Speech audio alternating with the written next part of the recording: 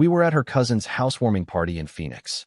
Laughter filled the backyard, drinks were flowing, and the fire pit cast dancing shadows across the white stone walls. Everything looked perfect, until it wasn't. I was 3 beers in when Emily stood up, wine glass in hand, and made the announcement that snapped my spine in half. "We had been together for almost 6 years," she said casually, as if she were narrating a rom-com. "But I'm not sure if Jason's the guy I want to spend forever with." The laughter stopped.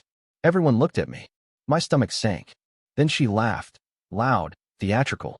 "I mean, maybe if you had a better job, or looked like a model." She glanced at her cousin Vanessa and smirked. "But nah, you're a loser, and I don't love you." I blinked, tried to smile like it was some sick joke. I even chuckled, hoping she'd say, "Just kidding, babe." But she didn't. She just tossed back the rest of her wine and walked off with a guy in a too-tight shirt who I'd never seen before. I didn't sleep that night. I drove home while she stayed there, probably getting drunker, laughing louder, maybe doing things she knew would rip me apart if I ever found out. But I already knew. I felt it in my bones. That wasn't a slip-up. That was her pulling the trigger on something she'd been hiding for a long time. This wasn't about a better job or model looks. This was about something filthier. By morning, I had 124 missed calls from her, and 5 knocks at my door. I didn't open it. I sat on the other side with my head against the wood, listening to her cry, then scream, then beg. "Jason, please." I was drunk. It was just a joke. "You know I love you, baby." I didn't move. My hands were trembling. I looked around our apartment. The pictures on the wall suddenly looked like lies. That trip to San Diego? Fake smiles. The way she clung to me in front of her friends? Just for show. The birthday video she made last year? Scripted garbage. I opened my phone. No new texts. Just those missed calls and a single voice message. "Hey, I didn't mean what I said. You embarrassed me, standing there like a statue. You always embarrass me, Jason. But I didn't mean to say it like that. Can we talk? You're not perfect, but I'm not either, okay?" I replayed that last line. "You're not perfect, but I'm not either." Like that made it even. By 2 p.m., she was gone. No more knocks. No more messages. Just silence. That's when I made a decision. I needed to know. I wasn't going to sit in this limbo wondering if she just ran her mouth or if she ran to another man's bed. So I did something I hadn't done in 6 years. I went through her tablet. The one she left behind, probably thinking I'd be too noble to ever touch it. Password, my name. Of course. She never thought I'd doubt her. I wish I hadn't looked. But I did. Photos. Messages. Videos. A guy named Troy. Multiple meetups. One of them from the week she said she was helping her mom move. Another from when she told me she had a girls-only spa retreat. They weren't even trying to be discreet. One message stood out. "He's such a child, Troy. I could say anything, and he'd believe it. I could walk in smelling like you, and he'd still ask if I had a good day." I gripped the tablet so tight I thought it would snap. I felt something rise in my throat. Not tears. Rage. I stood up, took the framed photo of us at Lake Tahoe, and hurled it across the room. Glass shattered. Wood cracked. I watched it all in slow motion, like my entire life was exploding one memory at a time. And then came the doorbell. I froze. 3 more knocks. "Jason, please. Open up. I can explain." "Explain what, Emily? That you laughed about me in front of your family? That you humiliated me like I was a clown standing on stage in his boxers? That you threw 6 years away for some walking cologne ad with a gym membership?" I didn't answer. But that wasn't the end. That was the beginning. Because 2 days later, I found out that Troy, her secret Prince Charming, wasn't just a guy. He was someone I knew. And that changed everything. 2 days passed. She stopped knocking. She stopped calling. But her silence wasn't peace. It was poison. I couldn't sleep. Couldn't eat. My thoughts were spinning in loops, crashing into the same image over and over. Her leaning into some guy, laughing, whispering, her lips brushing his neck, while I was home thinking she was at her mom's. I couldn't get that message out of my head. "He's such a child, Troy." That name echoed louder than my own heartbeat. I opened Facebook. Searched Troy. Dozens came up. Troy with a motorcycle. Troy who went to high school with us. Troy with 2 kids. I didn't know which one was him, until I did. Because I clicked on Troy Mathers. And my stomach dropped. It was Troy, my old coworker. We worked together for 2 years at the dealership. He was the guy I trained. The guy I shared lunch with.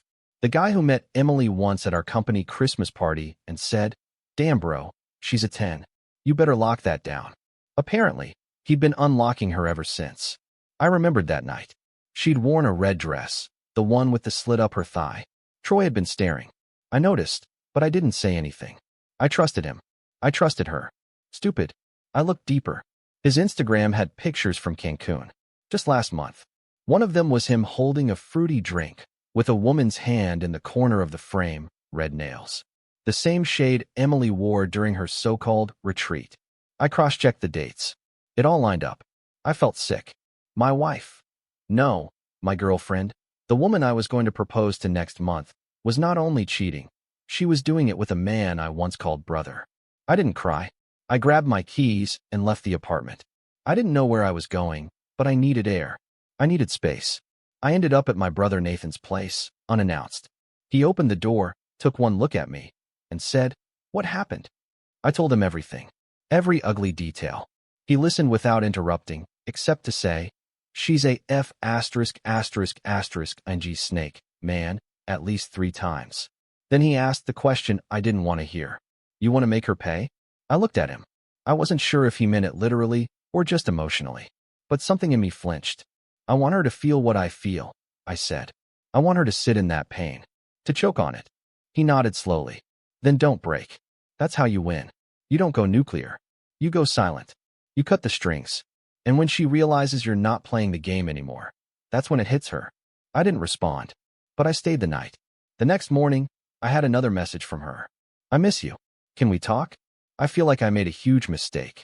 I stared at it for a full minute. Then I typed one word. "Come." She replied instantly. "Really? I'm on my way." I deleted the message. I had no intention of talking, but I needed to see her face. I needed to look her in the eye one last time before I burned everything down. Because I had a plan now. And Emily? She had no idea what was coming. When she showed up, she was wearing that same red lipstick she always used when she wanted something. A little too much blush, hair done like she hadn't been crying at all. Her fake confidence made me sick. She stepped into the apartment like she still owned it. Like 6 years of my loyalty could be erased by a few tears and another empty apology. "Jason," she said, walking in cautiously. "I didn't think you'd actually let me come." I didn't answer. I just stared at her, arms crossed, letting silence do the talking. She dropped her purse on the couch, our couch, and reached for me like I was still hers. I stepped back.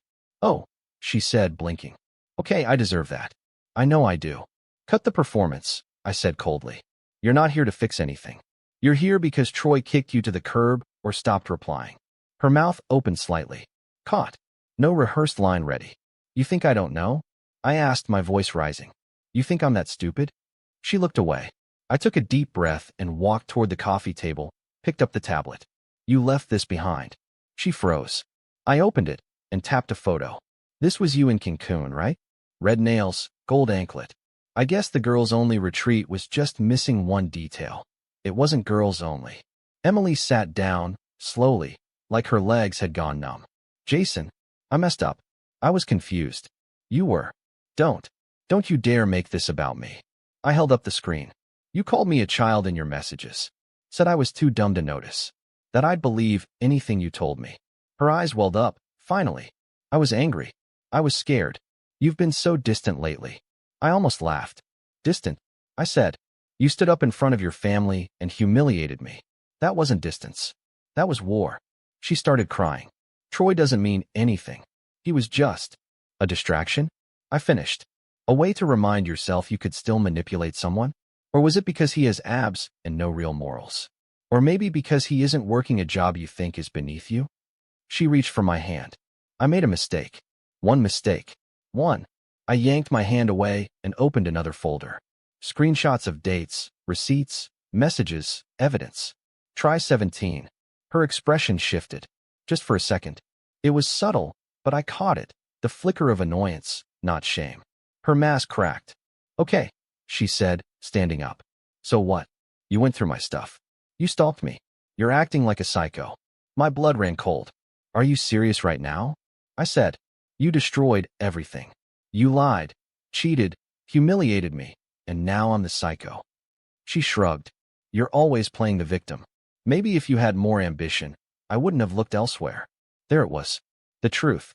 Raw, cruel, and dripping with venom. You know what? I said, stepping aside and opening the door.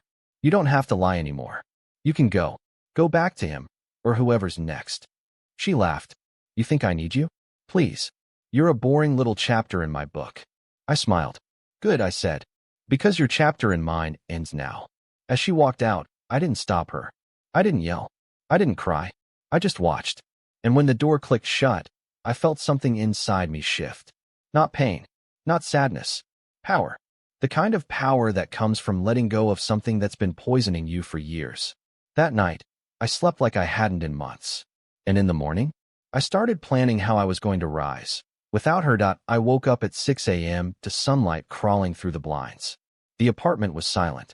No sound of her slippers dragging across the floor. No scent of her coconut shampoo in the hallway. No fake, good morning, kiss meant to distract me from whatever lie she'd stacked on top of the last.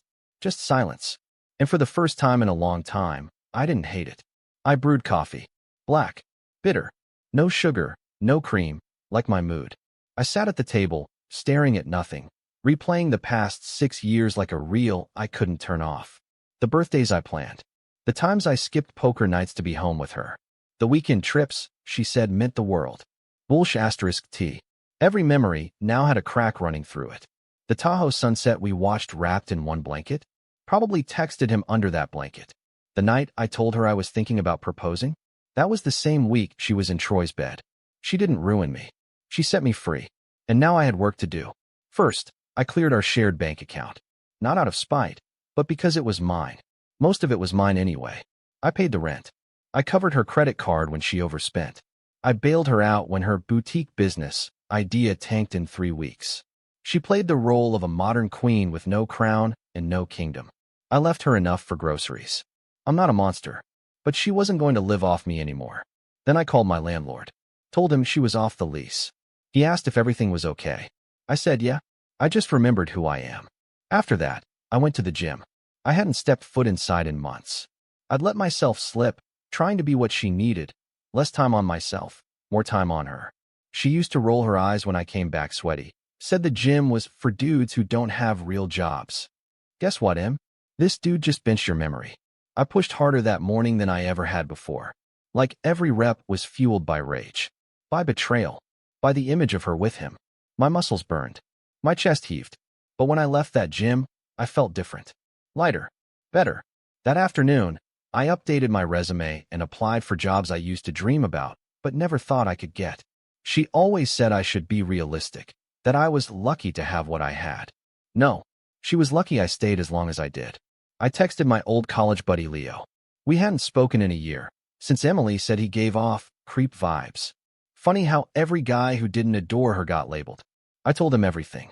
He just replied, dude, say the word, and we're flying to Vegas. Your rebirth tour starts now. I laughed. I wasn't ready for Vegas. Not yet.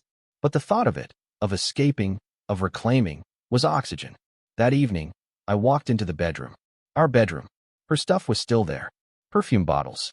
A drawer full of workout clothes she never actually worked out in. I packed it all. Every trace of her went into boxes. I even tossed the matching mugs we bought last Christmas. I lit a candle. New scent. Sandalwood and firewood. No more coconut. I poured myself a drink, sat on the couch, and looked around at the emptiness. But this time, it didn't feel like loss. It felt like space. Space for something better. Space for someone real.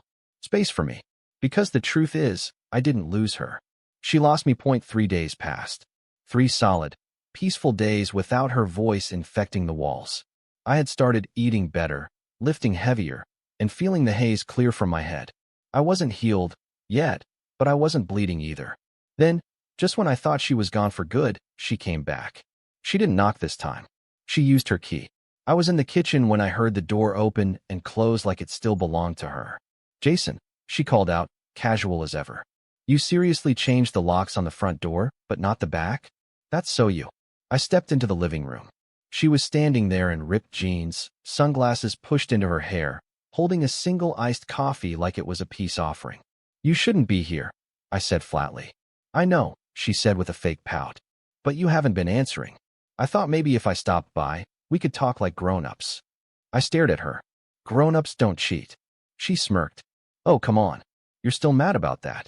I actually laughed, short, sharp, disbelieving. Still mad? Emily, it's been 3 days. Well, she said, putting her coffee on the table. You did let me walk out like I didn't mean anything to you. I blinked. You told me I was a loser and you didn't love me. In front of your entire family. She shrugged. I was drunk. People say dumb things when they're drinking. No, people say truthful things when they're drinking. You just didn't expect me to finally grow a spine. Her face dropped for the first time. She didn't like that version of me. The one that didn't flinch when she spoke. The one who didn't fold under guilt trips or nostalgia. She picked up a photo frame from the shelf, one she'd left behind, probably on purpose. You remember this trip? She asked softly. Yeah, I said. You lied about losing your phone that weekend.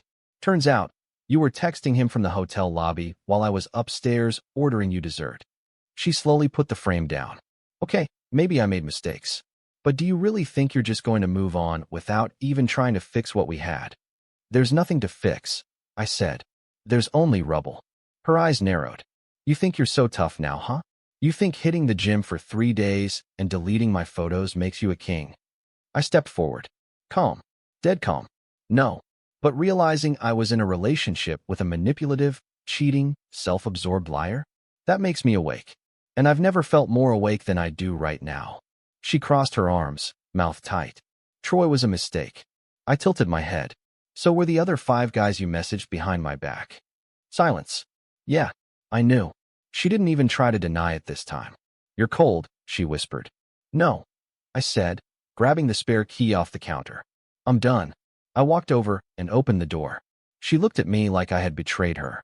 Then she grabbed her iced coffee and stormed out without a word. As the door slammed, I slid the deadbolt and snapped the key in half with both hands. Metal cracked. It felt symbolic. That night, I posted a photo. Not of me crying. Not some moody quote.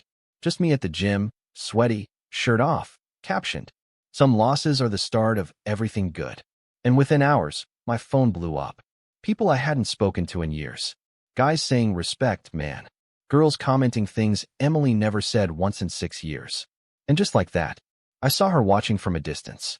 She liked the post, but I didn't follow back, because I was already halfway into my comeback. And she was just another ghost in the rearview. It started with little things. Subtle, petty, anonymous numbers calling and hanging up. A fake profile following me on Instagram. No posts, just a familiar pattern of likes on my recent photos. Comments under my gym post from faceless accounts saying things like mid or not that deep. I knew who it was. Of course I did. Emily had always been dramatic. But this was new. This was desperation disguised as trolling. I wasn't angry. I was entertained. But the next part? That was different. It happened on a Wednesday, right before midnight.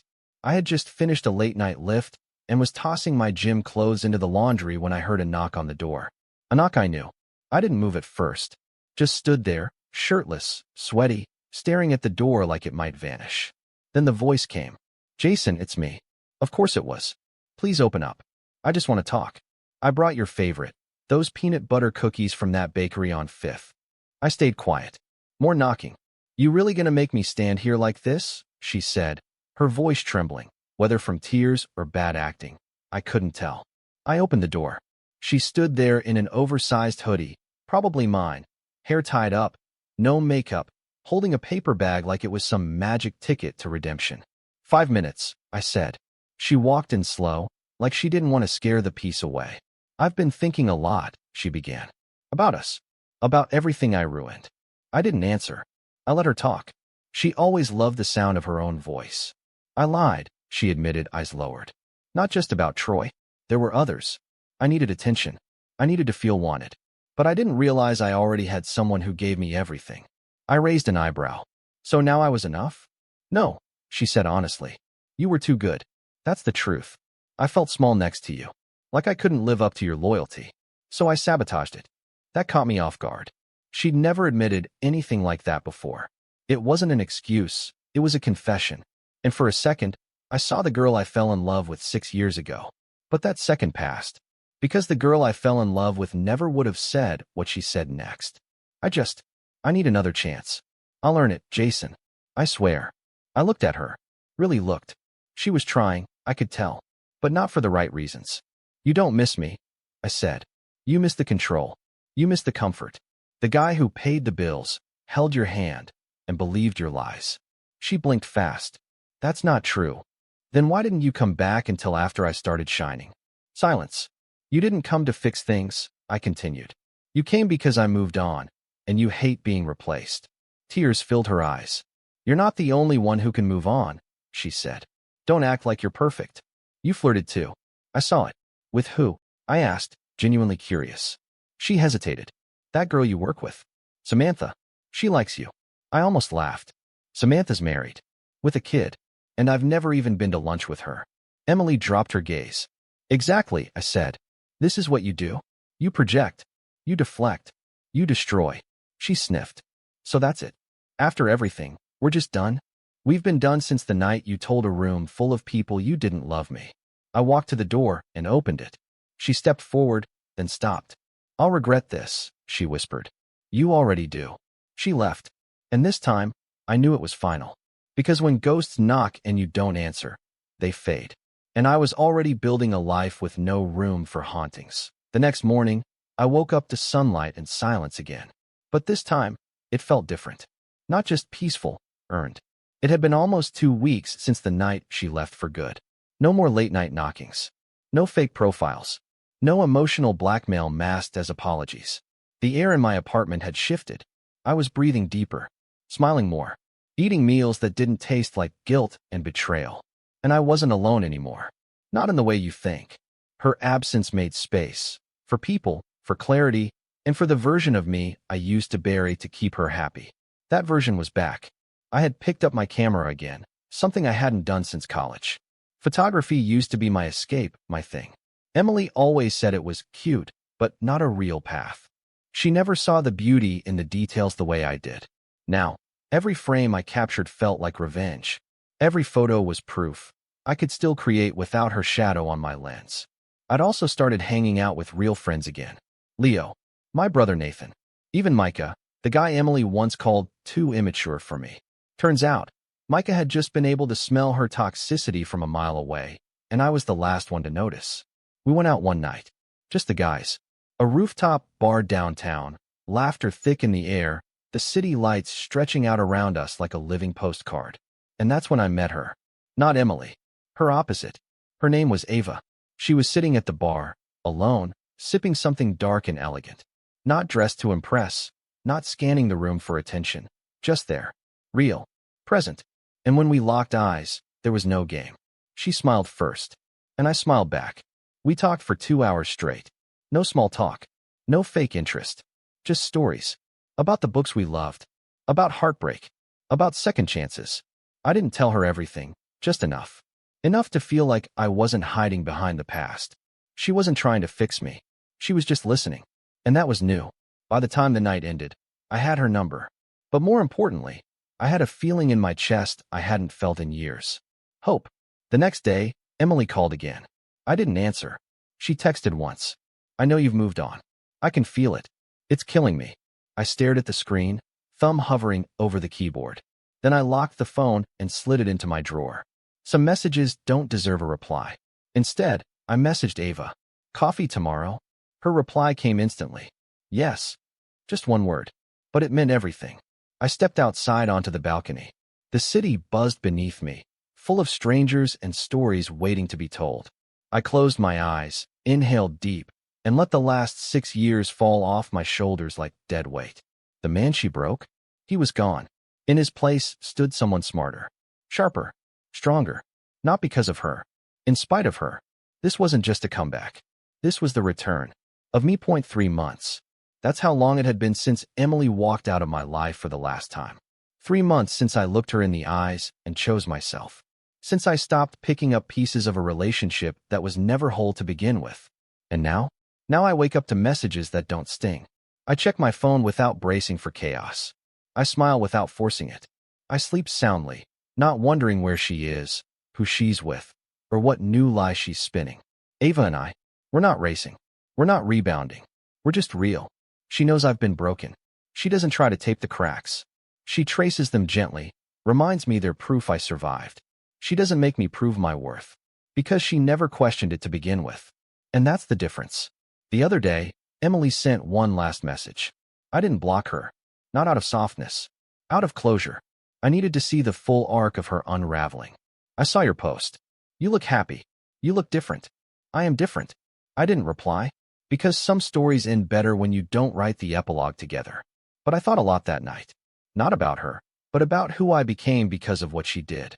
And if you're reading this, maybe you're in that place now. Maybe you're where I was, sitting in the wreckage, trying to figure out what the hell just happened. Let me tell you what I wish someone had told me. 1. Betrayal isn't about you. It feels personal, it cuts deep, but it's not because you lacked something. It's because they lacked integrity. They couldn't handle the weight of being loved by someone real. So they chose temporary distractions over permanent value. 2. You don't need closure from them. Closure doesn't come from explanations. It comes from acceptance, from deciding you've seen enough, felt enough, and that continuing to bleed for their mistakes is no longer your responsibility. 3. Forgiveness doesn't mean returning. I forgave Emily, not for her, but for me, because dragging hate around is like drinking poison and expecting them to suffer. I released it, but that doesn't mean I'd ever let her near me again. Don't become who they were. Don't cheat back. Don't play games. Don't lose your soul trying to hurt someone who already lost theirs. Rise with class. Rise with focus. Your revenge is in your glow-up, not your breakdown. 5. And finally, the best love story starts when you fall back in love with yourself. That's where I began. In the mirror, sweat dripping, hands shaking, eyes red, but alive. Not for her, for me. These days, when I walk into a room, I don't shrink. I don't scan for danger or wonder if someone's going to shatter my trust. I walk tall, shoulders back, knowing I've already been through the fire and I didn't burn. I learned. I rebuilt. I refused to stay broken just because she couldn't love me right. And maybe, just maybe, if you're reading this at 2 a.m. with your heart cracked open and your stomach twisted in betrayal, you need to hear this. You're not weak for loving deeply. You're not stupid for trusting. You're not broken beyond repair. You're becoming.